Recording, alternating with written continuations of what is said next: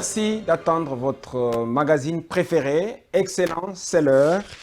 C'est donc un rendez-vous des grandes vérités pendant 30 minutes avec des personnes ressources qui aspirent à l'excellence sur un plateau de débat sans tabou.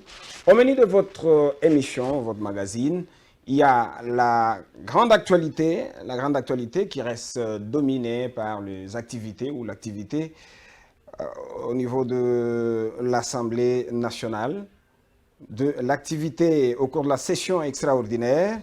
Nous allons parler hormis de l'investiture du gouvernement Ilunga Kamba. Nous y avons aussi noté le dépôt des projets de loi, sur l'abolition de la peine de mort et sur la lutte contre la corruption. Nous allons aussi parler de l'actualité en Afrique du Sud.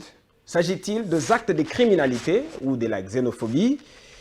Et nous ferons aussi un clin d'œil sur le reste d'actualité. Pour en parler sur ces plateaux, nous avons une figure qui n'est plus à présenter, une figure de proue dans la politique congolaise. J'espère que vous allez l'appeler Excellence à la fin de cette émission.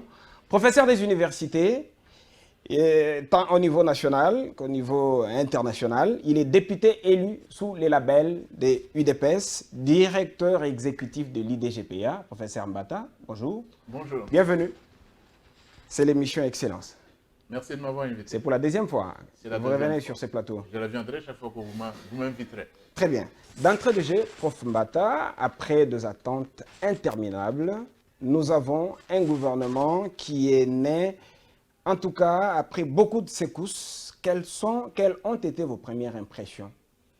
Bon, ma première impression... Un gouvernement de coalition avec le FCC. Un gouvernement de coalition. Ma première impression est que j'étais quand même étonné. Je n'ai jamais vu un pays où on atteint un gouvernement pendant 7 mois. Je ne sais pas. J'ai voyagé dans le monde, je ne peux pas voir comment toute une nation s'arrête parce qu'on est en train d'attendre un gouvernement. Ailleurs, ça se passe, un gouvernement peut être là, un président peut être élu, mais on n'arrête pas la vie de la nation comme je l'ai vu dans notre pays. Mais je comprends, c'est un héritage de l'ancien système. Parce qu'on comprend que le gouvernement symbolise tout, il donne du travail, il donne de l'emploi. Ceux qui accèdent, c'est pour s'enrichir, pour enrichir leur famille. C'est un peu cela. Enfin, le gouvernement est là. Le gouvernement est là, il a présenté un brassage de la nouvelle génération. Bon, la nouvelle génération, mais le plus important c'est lequel? C'est la nouvelle génération d'esprit. On s'attend à ce que ce soit réellement une nouvelle génération. Il ne faut pas aussi oublier qu'il y a un retour de Steven Bikaï, de l'autre Thomas Loaka et Azaria Souberois. Bon, mais je crois qu'ils ont un président de la République. Félix Tshisekedi est le chef de l'État. Il n'est pas Premier ministre, bien sûr, mais c'est le chef de l'État. C'est lui qui a été élu par la nation. C'est lui qui doit rendre des comptes à la nation. Et c'est lui qui a promis des choses à la nation. Il a dit le peuple d'abord. Donc, qu'il s'agisse d'un Bikaï, qu'il s'agisse de qui que ce soit, de tous ces noms que vous citez, je crois que maintenant, ils vont devoir travailler dans un esprit nouveau. Et le chef de l'État a appelé à un changement de mentalité. On s'entend à ce que, même s'il y a des personnalités qui ont travaillé sous l'ancien régime, ces personnalités devront changer. Ou bien elles changeront, ou carrément ils seront relégués derrière l'histoire. De première vue, un gouvernement pas médiocre, n'est-ce pas? Bon, un gouvernement, il faut attendre. Il faut attendre. J'ai noté le programme a été adopté, mais c'était quand même un programme en deçà de ce que le chef de l'État avait fixé. Mais je comprends. Félix Tshisekedi avait placé la barre un peu plus haut.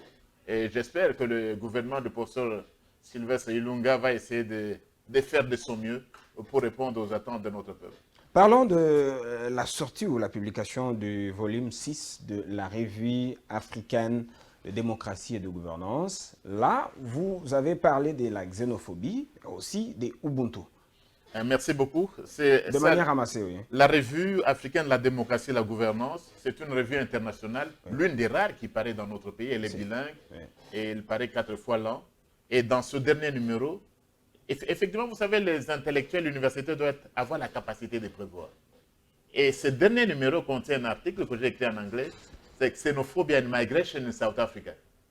Il était clair, à mon avis, lorsque j'écrivais cet article, il y a 4 mois, qu'on allait de nouveau avoir face à un drame de xénophobie en Afrique du Sud.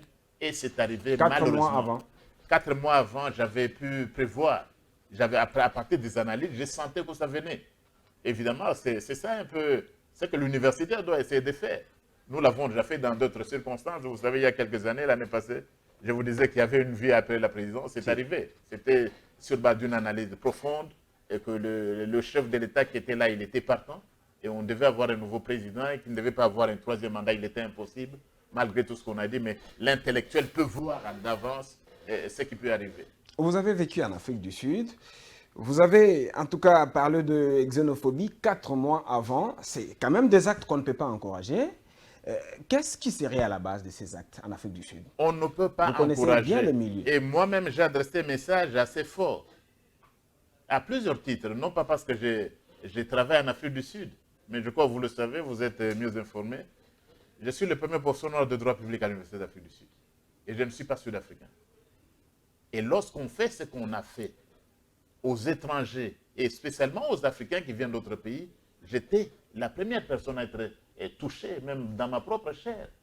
Parce que je suis là depuis 2002, en train d'enseigner et à nos frères sud-africains. Et je suis le plus gradé des professeurs noirs à la faculté de droit. Et je crains que vous preniez de décision de ne plus y rentrer. Hein. Non, je dois rentrer. Je vais enseigner. Nous sommes des citoyens. Je suis un Africain, nous sommes citoyens d'Afrique. Je suis Congolais, je suis aussi Nigérien. Je suis aussi Égyptien. Parce que l'Afrique doit être, c'est une terre commune. Je crois que ce qui s'est passé, c'est l'œuvre des délinquants. Les délinquants, malheureusement, pas très bien encadrés par le leadership politique. Parce que si on avait Mandela en Afrique du Sud, vous savez, tous ces drames de xénophobie éclatent en réalité après Mandela. Mandela, lui, savait regarder les Sud-Africains en face pour leur dire, écoutez, nous ne serions pas devenus indépendants, nous n'aurions pas vaincu l'apartheid, n'eût été la contribution des frères d'autres pays africains. Et Mandela pouvait le dire. Mais après Mandela, on a senti avec Thabo Mbeki, ça allait un peu en... ça évoluait, ça allait en baissant. Après Zuma, maintenant avec Ramaphosa, ce n'est pas le même élan. C'est plutôt du populisme. Les autorités sud-africaines devraient avoir le courage d'enseigner aux peuples sud-africains qui ne sont pas sous les Nilo. L'Afrique du Sud, ce n'est pas une nation à part, mais la nation arc-en-ciel, elle est au cœur du continent. L'Afrique du Sud fait partie du continent africain. Je suis souvent gêné, vous savez, quand vous quittez l'Afrique du Sud, vous allez à une conférence au Cameroun, on vous dit, mais le professeur Mango est parti en Afrique. Mais parce que beaucoup sont encore dans cette mentalité-là, ils considèrent l'Afrique du Sud comme étant séparée du continent. Et je crois qu'il y a un travail à faire.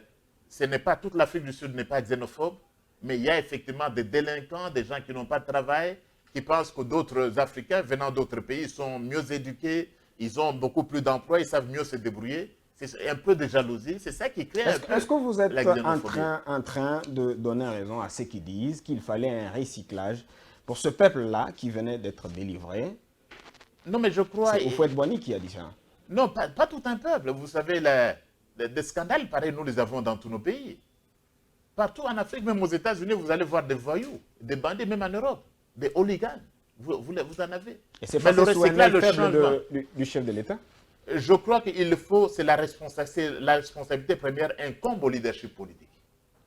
C'est ça le rôle de leader, éduquer les masses. C'est le rôle aussi des partis politiques, l'ANC notamment. L'ANC, voilà un parti qui s'appelle Congrès national africain. Et pourtant, une référence pour beaucoup de partis. Congrès national africain. Et vous savez, même pour l'UDPS, votre parti. Hein. Même pour l'UDPS. Il faut éduquer les masses. Et c'est ça le premier rôle des partis politiques. L'un des rôles des partis politiques. Ce n'est pas seulement maintenir le pouvoir, se battre pour les élections, mais éduquer les masses. On ne le fait pas assez dans nos pays. Ça peut aussi éclater ici.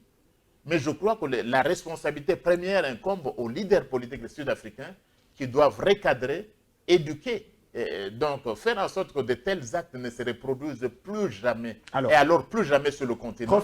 Surtout dans un pays où on a parlé de la Renaissance africaine. On ne peut pas y avoir, il ne peut pas y avoir de Renaissance africaine avec de tels actes de xénophobie. Et vous savez, on a même parlé d'Ubuntu. Ubuntu, c'est cette philosophie africaine. Dans la revue. Dans la revue. Oui. Cette philosophie africaine qui explique que nous sommes tous des êtres humains. Nous sommes tous frères et sœurs. Nous sommes liés par des liens de solidarité. Nous devons nous aimer les uns les autres. Mais voilà, avec ce qui s'est passé avec les attaques xénophobes en Afrique du Sud, c'est vraiment tout a été contraire à la philosophie de Ubuntu. Alors, prof, quelle serait la réponse proportionnelle donc, par rapport à tout ce qui s'est passé? Il y a eu des tueries, il y a eu des morts, il y a des pillages. Quelle serait une réponse idéale face à ces actes? Mais d'abord, il faut sanctionner. Puisqu'il faut noter que les Congolais ont été tués. Oui, et pas seulement des Congolais. Oui. Il y a eu aussi des Mozambicains, on a parlé des Nigériens. Il faut de la sanction. Mais je Et c'est quoi la sanction? Mais la sanction, il faut arrêter les personnes qui sont responsables. Renvoyer Il y a sûrement des l'ambassadeur responsables. sud-africain? Bon, ce n'est pas assez. Ce n'est pas assez. Je crois qu'il faut, même au niveau de l'Organisation de l'Unité africaine, il faut qu'il y ait un sommet spécial de l'Union africaine sur ce qui s'est passé en Afrique du Sud. Le chef de l'État, Félix Tshisekedi, a Bon, avant boycotté. même de parler, même au niveau de la SADC, C'est- nous sommes membres de la SADC. Il faut un sommet spécial où les dirigeants de la région regardent M. Ramaphosa en face pour lui dire, écoutez, Monsieur le Président, ce n'est pas ça ce qui doit se passer dans votre pays. Ce n'est pas ça l'Afrique du Sud que nous connaissions. Ce n'est pas ça l'Afrique du Sud. Vous savez, l'hymne national sud-africain se termine par quel mot? C'est-à-dire? Que Dieu bénisse l'Afrique. Que Dieu bénisse. Et vous avez, Et donc, lorsque vous voyez, vous étudiez un peu les hymnes nationaux Ouais. des pays africains, un hymne, l'un des hymnes qui font une référence directe à l'Afrique, c'est l'hymne sud-africain qui est d'ailleurs très beau. Mais que Dieu bénisse l'Afrique, et si Dieu doit bénir l'Afrique, Dieu est absolument contre de tels actes de xénophobie tels qu'on vient de les voir en Afrique du Sud. restons à la Chambre basse du Parlement. Je parlais des activités qui ont eu lieu là-bas. Alors, pour parler de ce dépôt de projet de loi sur l'abolition de la peine de mort. Et là, c'est votre œuvre, prof Mata. Mais voilà peut-être une petite correction. Vous savez, quand l'initiative d'une loi émane d'un député, on appelle proposition de loi. Proposition de loi. Quand l'initiative vient du gouvernement, on appelle projet de loi. Ok. Donc, dans mon cas, j'ai Une proposition de loi. j'ai fait deux propositions de loi. Deux propositions. La première, c'est sur l'abolition de la peine de mort, parce que j'estime que sous l'empire de cette constitution du 18 février 2006, la peine de mort n'a plus de place dans notre pays. La peine de mort n'a plus de place, et j'estimais que malgré la gravité des actes commis par les délinquants, le maximum serait de remplacer la peine de mort par la servitude pénale à perpétuité. Est-ce que c'est Et pas, effectivement, avec d'autres peines complémentaires. un cadeau donné, offert aux criminels, aux Koulouna? Non, ce n'est pas un cadeau. Ce n'est pas un cadeau. Ce n'est pas un cadeau. Parce que la servitude pénale à perpétuité, ce n'est pas un cadeau. La personne a l'occasion, pendant toute sa vie, vous savez, quand on tue quelqu'un, la peine de mort, vous savez comment on l'applique? C'est une balle dans la tête, ça dure juste quelques 30 secondes. Ou bien c'est la pendaison. Mais la servitude pénale à perpétuité, la personne a, durant toute sa vie, l'occasion de se repentir et de se rappeler que l'acte commis Et était pour que mauvais. les résultats? Pour quel résultat? Mais il le peut. La personne doit se repentir. Vous avez, la société a une besoin de repentance. Et vous savez, les personnes, les victimes doivent être compensées. Donc il doit y avoir des peines complémentaires, mais ce que je dis, il ne doit plus y avoir de peines de mort dans ce pays. C'est quoi les raisons? C'est quoi les motifs? Les raisons, c'est le constitutionnalisme qui a soumis une proposition de loi. Et mon fondement, je ne veux pas aux raisons théologiques, religieuses. C'est d'abord la Constitution de la République. Qui dit? Il y a d'abord un article qui dit « La vie humaine est sacrée ». Mais ce n'est pas suffisant. Il y a un article, un autre, c'est l'article 61 de la Constitution, qui dit clairement ceci. Vous savez, cette Constitution est adoptée par référendum. Plus de 85% des Congolais ont adopté cette Constitution. Et qu'est-ce que ces Congolais ont dit? Nous, peuple congolais, c'est ça, c'est comme ça que commence le préambule. Ils ont dit à l'article 61 qu'en aucun cas, il ne peut être dérogé aux droits fondamentaux et aux principes suivants. Et on cite les droits auxquels il ne peut pas être dérogé. Nous, peuple congolais, qu'est-ce que nous avons décidé? En aucun cas, on ne peut pas déroger au droit à la vie. Qu'il pleuve ou qu'il neige, quelles que soient les circonstances, je ne sais pas s'il y a un français plus facile. Mais vous savez c'est le constituant, ce n'est pas moi qui le souvent, dis. ça sépare le couramment. Il y a Oui. des Koulouna qui sont arrêtés. Et par moment, ils sont relâchés. On parle de la prison, mais quelle prison? Puisqu'ils vont y faire 3 mois, 4 mois, et puis on les retrouve encore dans la nature. Est-ce que vous ne trouvez pas? Mais il n'y a pas que le Koulouna. Il n'y a pas que le Koulouna. On doit arranger notre tout système un phénomène, judiciaire. hein. Arranger notre système judiciaire. Mais ce que je dis, c'est que sur le plan du droit constitutionnel, vous savez, c'est une matière de droit. Ce n'est pas de la théologie. Ce n'est pas de la psychologie ni de la morale. Le peuple congolais, vous compris, ce n'est pas le peuple combattant, je ne fais que matérialiser la volonté d'un peuple. Le peuple congolais a dit à l'article 61, voici la Constitution, en aucun cas on ne peut pas toucher au droit à la vie. C'est clair. Et pour aller plus loin, vous savez que dans notre pays, depuis 2003, on n'applique même plus la peine de mort. C'est resté une pièce de musée. Parce qu'il y a un moratoire. On n'applique plus la peine de mort depuis 2003. Et je peux vous garantir qu'on ne lèvera plus ce moratoire-là. Pourquoi? On ne va pas le faire. Parce que le droit de la vie est tel qu'on ne va pas rentrer en arrière. Alors. Et je vais vous dire, ce n'est pas s'agissant de la peine de mort. Parce que les gens posent des questions. Évidemment, j'aurai l'occasion de répondre en direct de l'Assemblée nationale, parce que je présenterai ma proposition de loi. Mais vous savez, regardez autour de vous. Le Congo-Brazzaville n'a plus de peine de mort. Il l'a aboli. Nous ne serons pas inférieurs. Les problèmes qui se posent au Congo ne sont pas si différents. Regardez l'Angola, juste dans votre dos, qui a connu la guerre avec de l'indépendance, les savez, tout ce que vous savez. C'est quoi les gains, c'est quoi l'avantage de... C'est préserver la vie. Ah, d'accord. C'est préserver la vie. Vous savez, la société, l'État, symbolise une société civilisée. L'État ne peut pas réagir à la barbarie de quelques individus par la barbarie. Ce n'est pas possible. Donc, vous avez tout autour les gens en Angola, au Burundi, au Rwanda, la peine de mort n'est plus appliquée. Et ça a des conséquences, vous savez, peut-être une parenthèse pour les étudiants de droit et d'autres qui nous suivent. Vous savez, quand un pays n'a pas appliqué la peine de mort, applique encore la peine de mort. S'il y a un fugitif, on ne peut pas l'extrader dans votre pays. Je donne un exemple, le cas d'un Kunda Batware, mais j'ai rié. On disait non, Kunda Batware, on va nous la ramener, mais comment? Les Rwandais ont donné une leçon élémentaire aux Congolais. Il dit, monsieur, finalement, il n'a pas été extradé. On ne peut pas l'extrader parce que le Congo appliquait la peine de mort. On ne peut pas extrader. Si quelqu'un aujourd'hui, il vient à Kinshasa, il tue 5 millions de Congolais. Il tue 5 millions de Congolais, il se réfugie à Brazzaville. Brazzaville ne peut pas vous le renvoyer. Et c'est ça le droit international. La solution, donc il faut préserver l'abolition de la peine de mort.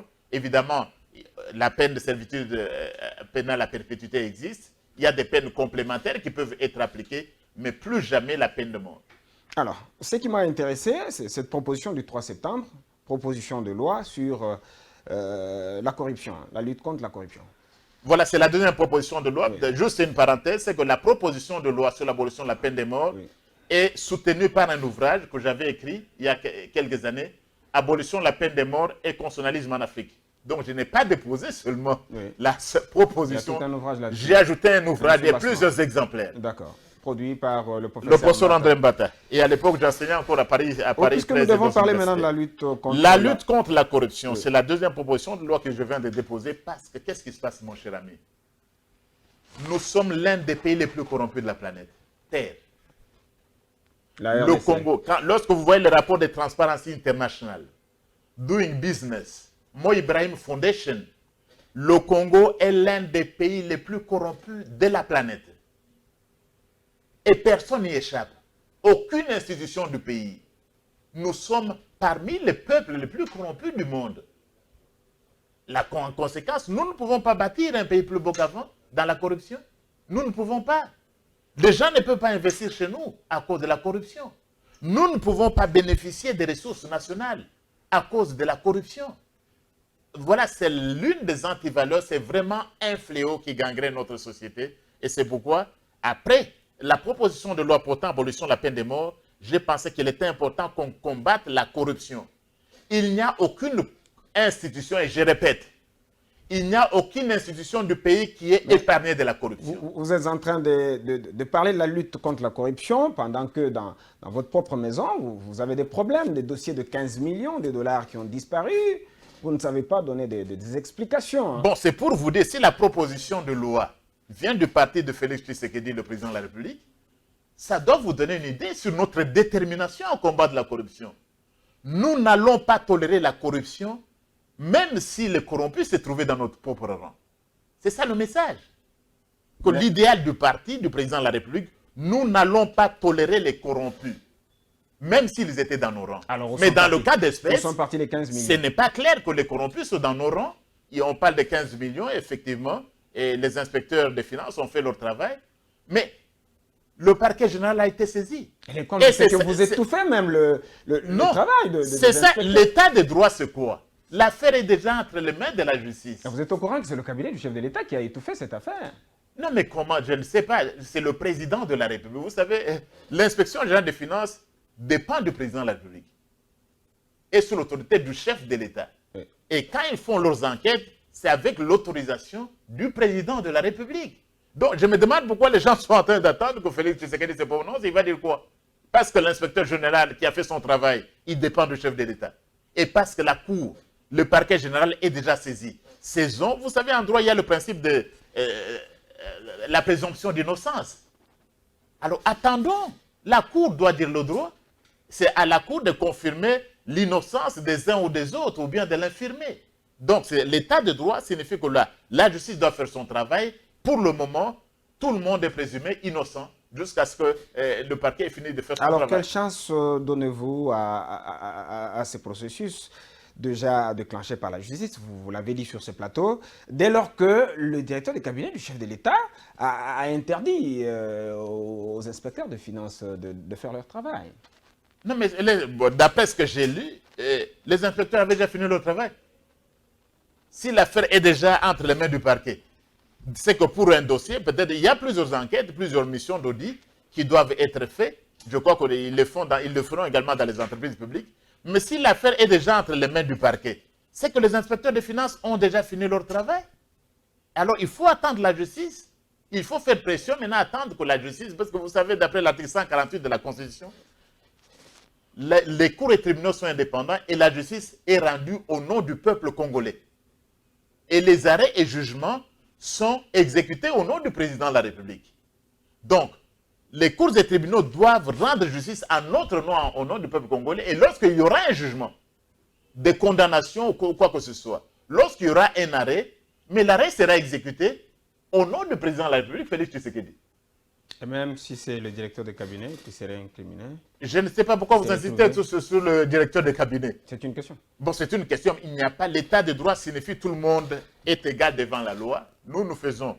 C'est entre les mains de la justice. La justice doit faire son travail et lorsque la justice aura fini, les arrêts et jugements seront exécutés au nom du président Félix Tshisekedi. Je ne vois pas le président de la République s'opposer à l'exécution des jugements ou d'un arrêt. Mais pour le moment, les personnes que vous citez sont présumées innocentes. Mais ce qui est important, c'est que la justice est déjà saisie. Donc, on doit être prudent maintenant, que la justice fasse son travail. La présomption d'innocence joue. Mais lorsque, je vous dis, je suis député de l'UDPS, même si le corrompu était de ma famille politique, on ne laisserait pas la corruption. L'UDPS n'est pas venu au pouvoir. Vous savez, Étienne Tshisekedi, notre héros national, c'était l'état de droit.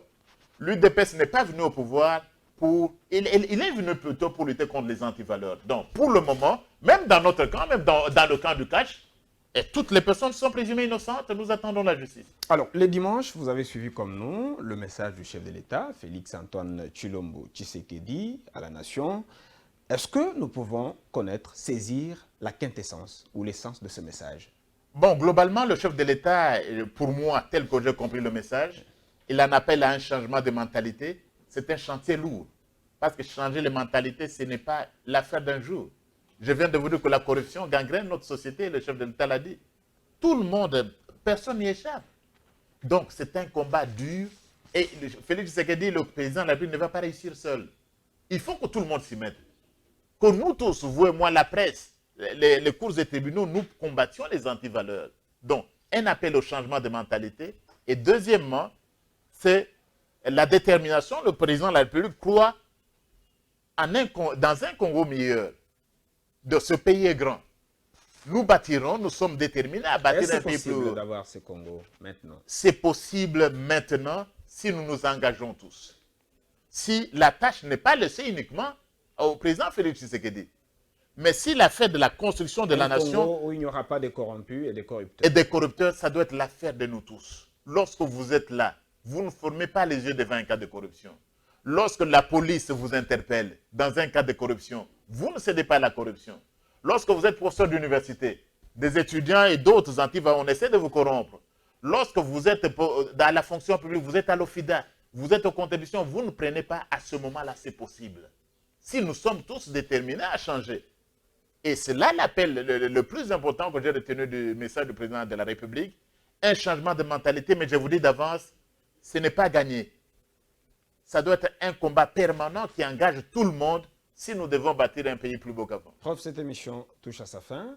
S'il vous étiez demandé de vous résumer pendant quelques 2 ou 3 minutes. S'il m'était demandé de me résumer, je dirais ceci. Je suis optimiste. Je crois que nous pouvons bâtir, nous avons la volonté de bâtir un Congo plus beau qu'avant. Nous devons faire une Afrique nouvelle. Et c'est pourquoi j'ai dit que j'ai condamné la xénophobie en Afrique du Sud. C'est contraire à nos valeurs de civilisation, notamment au Ubuntu.